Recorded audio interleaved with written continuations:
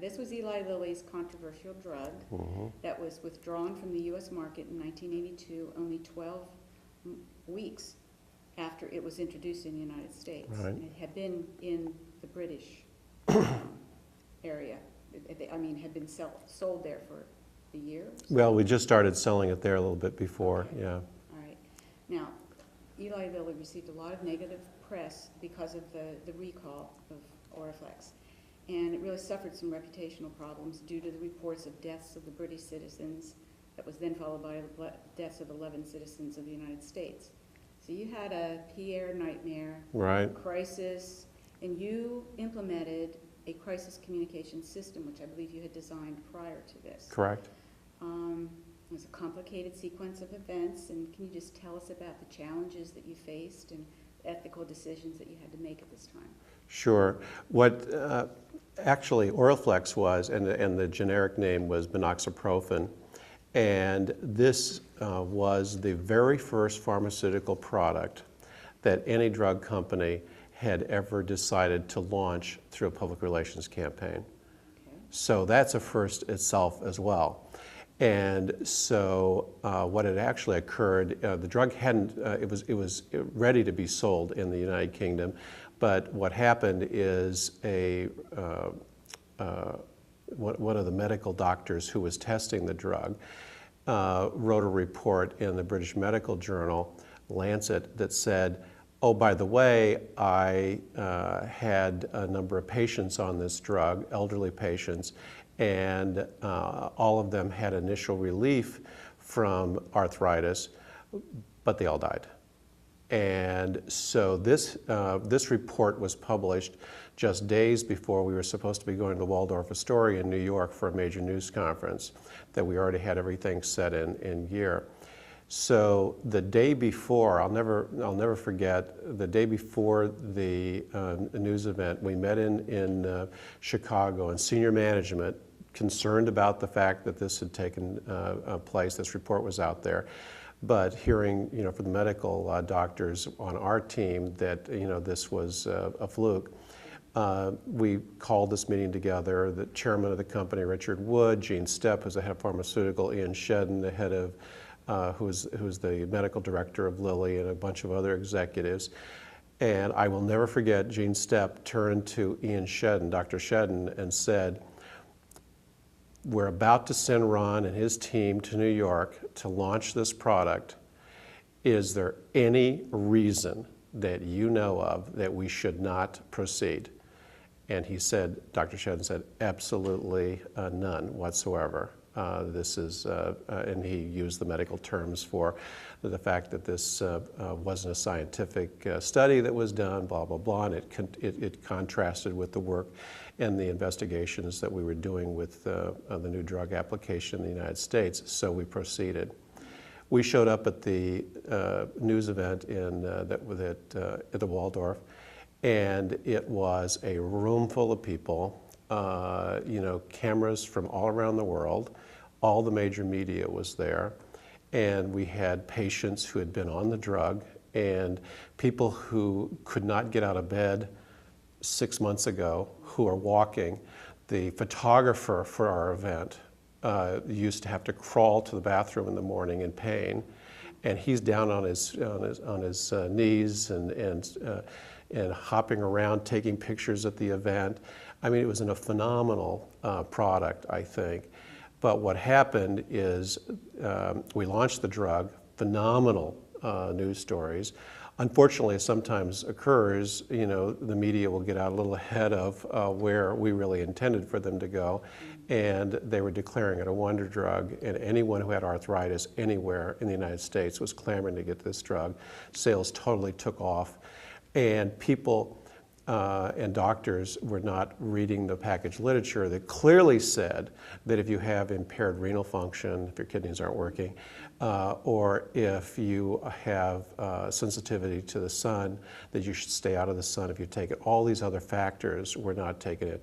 So what happened is the side effect profile just escalated, and it seemed it seemed like it was on the market longer than 12 weeks, but it was a fast 12 weeks. We had congressional hearings, we had FDA hearings, and it was literally 24/7 media calls. And I forgot a very important part of that. My wife was pregnant and expected to deliver our first son at that time, and we were in the delivery room, the labor room. I never forget. And my boss called and said a newspaper in Greece was calling from Athens with they were on deadline. And media worked a little different back then. I mean, they were on deadlines and things and so I said, I have something to attend to now. I'll call, in an hour or so. It was a crazy time. So it was a perfect storm.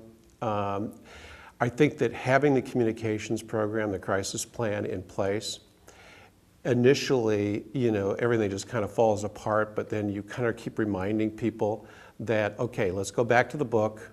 We're not looking through the book, but we're already trained people as to how you're supposed to go through the crisis, who's going to be handling this aspect, who's talking to employees, who's talking to Wall Street, the message points, how they're constructed, et cetera. So, the action plan after we decided to withdraw the drug, and that happened, by the way, we're flying back from a congressional hearing in Washington, the phone and then you didn't have airphones.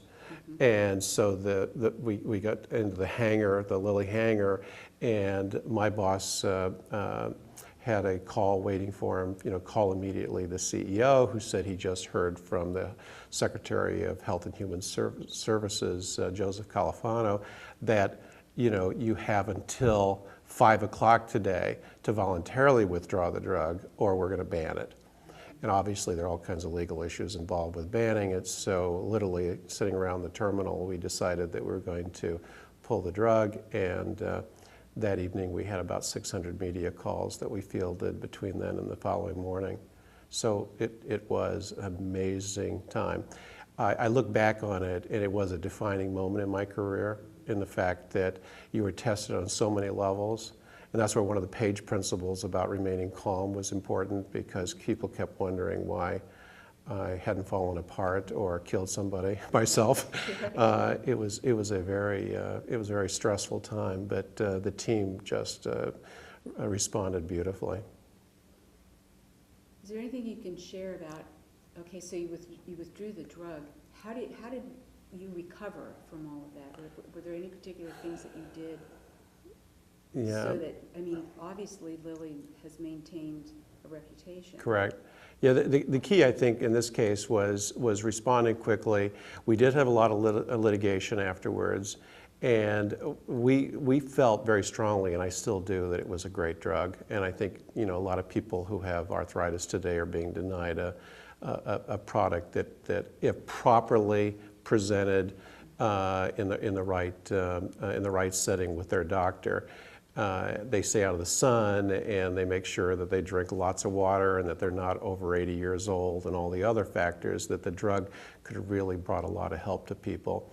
And there was a lot of that sentiment that was building. People after it was pulled were livid, people who were affected. So there was always a sense that maybe it was a good drug, that that maybe was just introduced a little too soon. And so we decided to put a stake in the ground and indicate that that's the last time we're going to introduce a drug through PR. And now that's changed. Now PR is the first place they go, and advertising, it's a totally different world than it was back then. But so the company decided, well, let's just pull back for a while, settle the litigation that's out there, and be good citizens about it, and make sure that through our philanthropy and everything else we do, that we restore our reputation primarily with the doctors. A lot of doctors were upset with us because of how we introduced this product, because it puts them in a situation where their patient will come in and demand it.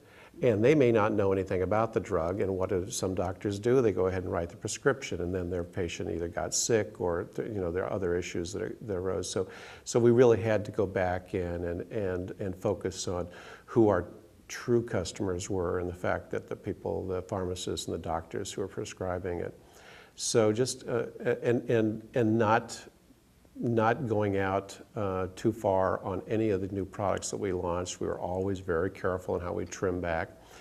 And then we also decided to spend a lot more time on internal communications because this was a devastating moment inside the company. Morale was just absolutely down, and we had to find ways of getting people, especially in the scientific area, that were coming up with new discoveries, that they didn't want this to happen to what they were working on. So there was a lot of that mending that had to occur. An exciting time. It was. At the time, you know, you thought that you were going to lose your mind because of all of the demands, and you were working constantly, and you had people coming from you on all sides. But I'll never forget, you know, Bettina Gregory from ABC News at the time was really following the story, and it was on. She was following it very closely. And, you know, the media would always say, what's good about, you know, the people at Lilly is you're in the middle of this problem, you're always calling us back. If you don't have an immediate answer, you get one as fast as you can, and you never leave us hanging. And so we tried to state some of those principles that you know, we're going to need friends there. And I think as a result, we got the benefit of the doubt, even though it was a bad situation. Let's jump to 1993 and just talk a little bit about mergers and acquisitions. Okay. You became Divisional Vice President of Public Affairs with Sears, Roebuck and Company in 93. Mm-hmm. And then several years later, actually in 2002, Sears merged with Land's End. Now during that time, you placed a lot of importance on the internal stakeholders and communicating with the employees Right. Of both organizations. Now, it took a lot of coordination and perfect timing. And were you working directly at that time with the CEOs? And talk a little bit about that, Okay. and share your recommendations about what are the PR issues during mergers and acquisitions. Okay. The Land's End acquisition, actually, the CEO, Alan Lacey, at the time, I worked pretty regularly with him, and Alan bounced this idea of we need to jumpstart our apparel offering at Sears, and this seemed to be a logical opportunity. And we'd looked at Land's End and Eddie Bauer and a bunch of other opportunities that were there in the past, but the stars were lining up, and we seemed to detect some interest from the Comer family, who was the primary shareholder in Land's End. So the negotiations started. I went to most of those sessions, and the exciting part from the PR person's perspective is that you were the only communicator in the room, professional communicator, because you're there with investment bankers and more attorneys, Wall Street attorneys than you could imagine, and sometimes the CEOs, but generally it was all of the negotiation, the backroom work was done, and they'd recess for a while, go talk to the CEOs and come back, and the sessions were just going on endlessly.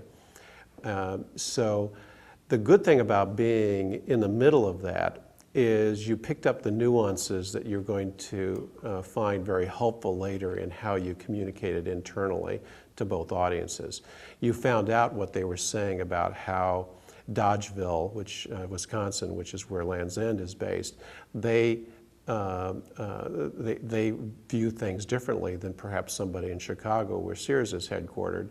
So they're totally different messages. At Dodgeville, a large number of the employees also have full-time farming jobs, and they're working here either part-time or in the mornings, and then they're working on the farm that evening. And so there are whole different ways that they're viewing what's going on. And the people at Land's End were very prideful of their brand and what they did and their service mentality. So we knew that there could be the potential of clashes between what they viewed as this big conglomerate of Sears, an old line retailer, and then what they were doing, much of which was online. And so they wondered if these two would really come together well. So we had to put together communications plans for both how it was going to sell well to Wall Street, how it was going to sell to internal communications throughout the organization.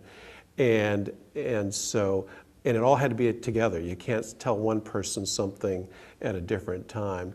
So making sure you had the right executives, and this is putting a road show together where you literally start. So we decided intentionally to start with the employees in Dodgeville, then go to their 3 major locations, then come back into Hoffman Estates, Chicago, and talk about it. And it was a very exciting rollout, because what happened is the employees of Land's End were applauding this deal. And our biggest concern is they were going to say, what? We want nothing to do with those guys. And instead, they were very excited about it.